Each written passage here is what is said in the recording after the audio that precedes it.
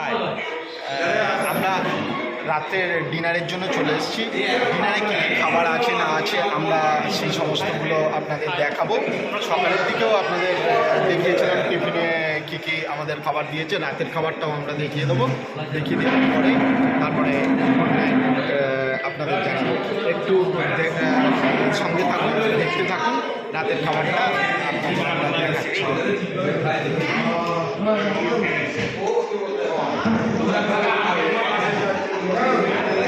ওই ওই এখান থেকে চেয়ারটা না এখানটা ঢোক, খাবি না তো? ঠিক আছে, এখন দাও বসো।